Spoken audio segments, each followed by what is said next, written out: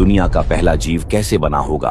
अरबों साल पहले जीवन का कोई नामो निशान नहीं था तो बस असीम अंधकार। फिर हुआ महाविस्फोट, बिग बैंग। लाल पीले लावे की नदियां बहने लगीं। पृथ्वी एक जलता हुआ गोला थी जो धीरे धीरे ठंडी हुई। उसके बाद वायुमंडल और पानी का निर्माण हुआ, जिससे जीवन के लिए यह ग्रह रहने लायक बना।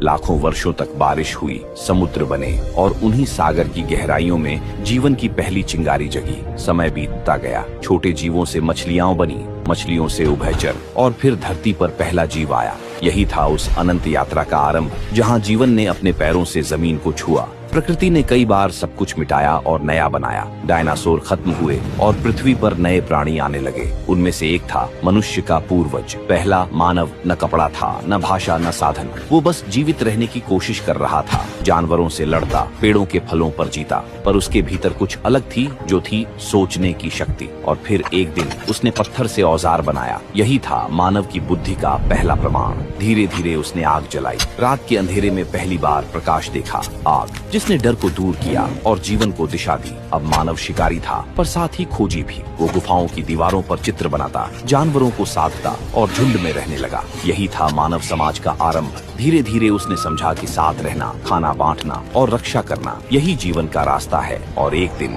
जब उसने बीज बोया तो उसे पता भी नहीं था कि वही पल सभ्यता का जन्म कहलाएगा। यही था मानव यात्रा का सबसे बड़ा कदम, शिकारी से किसान बनने तक का सफर। सृष्टि की यात्रा जारी रही। धरती ने इंसान को दिया जीवन और इंसान ने धरती को दी सभ्यता। यही है शुरुआत उस महान कहानी की, जिसे हम कहते हैं मानव इतिहास। मेरा उद्देश्य इतिहास को एकदम शुरू से लेकर विस्तार से समझाना है। आगे इस सीरीज में हम सिंधु घाटी सभ्यता से लेकर आधुनिक भारत के इतिहास को बताएंगे। तो आप इस पेज भोलावर्स को फॉलो कर लो, क्योंकि